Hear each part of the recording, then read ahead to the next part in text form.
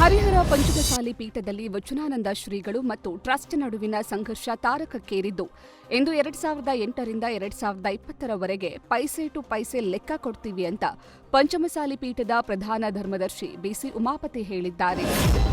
ಬೆಳಗಾವಿ ಜಿಲ್ಲೆಯ ಚಿಕ್ಕೋಡಿ ತಾಲೂಕಿನ ಎಕ್ಸಂಬ ಗ್ರಾಮದ ಕೂಲಿ ಕಾರ್ಮಿಕನ ವಿಶೇಷ ಚೇತನ ಮಗ ಎಸ್ಎಸ್ಎಲ್ಸಿ ಫಲಿತಾಂಶದಲ್ಲಿ 96ರಷ್ಟು ಅಂಕ ಗಳಿಸಿ ಎಲ್ಲರ ಗಮನ ಸೆಳೆದಿದ್ದಾನೆ. ಕಣ್ಣಿದ್ದವರು ಕೂಡ ಪರೀಕ್ಷೆಯಲ್ಲಿ ಅಂಕ ಗಳಿಸಲು ಹರಸಾಹಸ ಪಡುವ ಈ ಕಾಲದಲ್ಲಿ ಅಮಿತ್ ಮತ್ತೊಬ್ಬರ ಸಹಾಯದಿಂದ ಪರೀಕ್ಷೆ ಬರೆದು ಈ ಅಭೂತಪೂರ್ವ ಸಾಧನೆಯನ್ನ ಮಾಡಿದ್ದಾನೆ. ಚಿತ್ರದುರ್ಗದ ರಣಬಿಸಿಲಿಗೆ ವಾಹನ ಸವಾರರು ಹೈರಾಣಾಗಿದ್ದು, ರಾಷ್ಟ್ರೀಯ ಹೆದ್ದಾರಿಯಲ್ಲಿ ವಾಹನ ಚಲಿಸುವಾಗ ವಾಹನದ ಬಾಗಿಲನ್ನು ತೆರೆದುಕೊಂಡೇ ಪ್ರಯಾಣಿಸಿದ್ದಾರೆ. ತಂಪು ಪಾನೀಯ ಮಾರಾಟ ಮಾಡುವ ವ್ಯಾಪಾರಿ ಬಿಸಿಲಿನ ಬೇಗೆ ತಾಳದೆ ರಾಷ್ಟ್ರೀಯ ಹೆದ್ದಾರಿ 48ರಲ್ಲಿ ಟಾಟಾ ಏಸ್ ವಾಹನದ ಬಾಗಿಲನ್ನು ತೆರೆದುಕೊಂಡೇ ಹೋಗ್ತಿರುವ ವಿಡಿಯೋ ವೈರಲ್ ಆಗಿದೆ.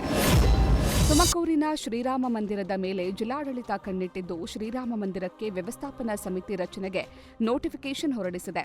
ಮುಜರಾಯಿ ಸಚಿವ ರಾಮಲಿಂಗಾರೆಡ್ಡಿ ರಾಮಮಂದಿರ ಜೀರ್ಣೋದ್ಧಾರಕ್ಕೆ ಅನುಮತಿ ನೀಡಿದ್ರು. ಸ್ಥಳ ಪರಿಶೀಲನೆ ನಡೆಸಿ ವರದಿ ಸಲ್ಲಿಸುವಂತೆ ಮುಜರಾಯಿ ಇಲಾಖೆ ಆಯುಕ್ತರಿಗೆ ಆದೇಶಿಸಿದ್ದಾರೆ. ಮಂಗಳೂರು ಕುಕ್ಕರ್ ಬಾಂಬ್ ಸ್ಫೋಟ ಕೇಸ್ನ ಪ್ರಮುಖ ಆರೋಪಿ ಮೊಹಮ್ಮದ್ ಶಾರಿಕ್ಗೆ ಇಂದು ಎನ್ಐಎ ಶಿಕ್ಷೆ ಪ್ರಮಾಣವನ್ನು ಪ್ರಕಟಿಸಲಿದೆ. ಕಳೆದ 3 ತಿಂಗಳ ಹಿಂದೆಯೇ ಶಾರಿಕ್ ತಾನು ಕೃತ್ಯ ಎಸಗಿದ್ದಾಗಿ ತಪ್ಪೊಪ್ಪಿಕೊಂಡಿದ್ದು, ಎನ್ಐಎ ವಿಶೇಷ ಕೋರ್ಟ್ ಅರ್ಜಿ ಕೂಡ ಸಲ್ಲಿಸಿದ್ದ. ಈ ಅರ್ಜಿಯನ್ನ ಕೋರ್ಟ್ ಪುರಸ್ಕರಿಸಿತ್ತು. ಹಾಗಾಗಿ ಇಂದು ಶಿಕ್ಷೆಯ ಪ್ರಮಾಣವನ್ನು ಪ್ರಕಟಿಸುವುದಾಗಿ ಕೋರ್ಟ್ ತಿಳಿಸಿದೆ. ಬೀದರ್ ಜಿಲ್ಲೆಯ ಚಿಟಗುಪ್ಪ ತಾಲೂಕಿನ ಮುದನಾಳ ಗ್ರಾಮಕ್ಕೆ ಹೊಂದಿಕೊಂಡಿರುವ ಅರಣ್ಯ ಪ್ರದೇಶದಲ್ಲಿ ಕೆಲ ಜನರು ಅರಣ್ಯ ಜಾಗ ಒತ್ತುವರಿ ಮಾಡಿಕೊಳ್ತಿದ್ದು, ಅರಣ್ಯಾಧಿಕಾರಿಗಳ ಗಮನಕ್ಕೆ ತಂದರೂ ಅಧಿಕಾರಿಗಳು ಕಣ್ಮುಚ್ಚಿ ಕುಳಿತಿದ್ದಾರೆ ಅಂತ ಗ್ರಾಮಸ್ಥರು ಆಕ್ರೋಶ ಹೊರಹಾಕ್ತಿದ್ದಾರೆ. ಚಿಕ್ಕಮಗಳೂರಿನಲ್ಲಿ ಮಳೆಯಿಂದಾಗಿ ಕಾರೊಂದು ರಸ್ತೆ ಪಕ್ಕದ ಮರಕ್ಕೆ ಡಿಕ್ಕಿ ಹೊಡೆದು 2 ಯುವಕರು ಗಾಯಗೊಂಡು ರಸ್ತೆಯಲ್ಲೇ ರಕ್ತದ ಮಡುವಿನಲ್ಲಿ ಬಿದ್ದಿದ್ರು.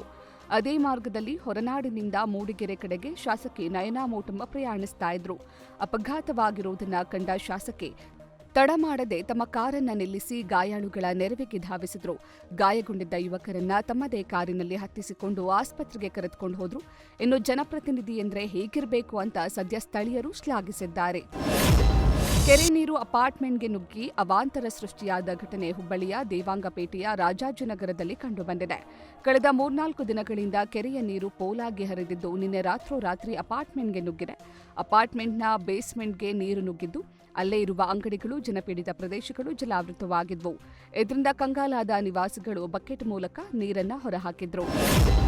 ನಗರ ಪ್ರದೇಶದ ಮನೆಯಲ್ಲಿ ಕೆಲಸಕ್ಕೆ ಸೇರಿದ್ದ ಅನಾಥ ಯುವತಿಯ ಬಾಳಲ್ಲಿ 20 ವರ್ಷಗಳ ಬಳಿಕ ಹೊಸ ಜ್ಯೋತಿ ಜ್ವಲಿಸಿದೆ. ಮಡಿಕೇರಿಯ ತನಲ್ ಆಶ್ರಮದಲ್ಲಿ ಮೈನಾ ಎನ್ನುವ ಯುವತಿಯ ಮದುವೆಯನ್ನ ಕೊಡವ ಸಂಪ್ರದಾಯದಂತೆ ನೆರವೇರಿಸಲಾಗಿದೆ. ತನಲ್ ಆಶ್ರಮ ಸಂಸ್ಥೆಯ ಸದಸ್ಯರು ಕೊಡಗಿನ ವರನನ್ನೇ ಹುಡುಕಿ ಮದುವೆ ಮಾಡಿಸಿದ್ದಾರೆ.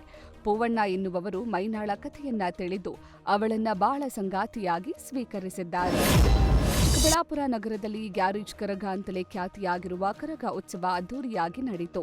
ಭಗತ್ ಸಿಂಗ್ ನಗರದ ಕೆಎಸ್ಆರ್ಟಿಸಿ ಗ್ಯಾರೇಜ್ ಮುಂಭಾಗದ ಧರ್ಮರಾಯಸ್ವಾಮಿ ದೇವಸ್ಥಾನದ ವಾರ್ಷಿಕೋತ್ಸವದ ಪ್ರಯುಕ್ತ ನಿನ್ನೆ ನಡೆದ ಧರ್ಮರಾಯರ ಹೂವಿನ ಕರಗ ಚಿಕ್ಕಬಳ್ಳಾಪುರ ನಗರದಾದ್ಯಂತ ಸಂಚರಿಸಿ ತಮಟೆ ಸದ್ದಿಗೆ ಕರಗದ ಪೂಜಾರಿ ಕುಪ್ಪಂ ಬಾಲಾಜಿ ಹೆಜ್ಜೆ ಹಾಕಿದರು.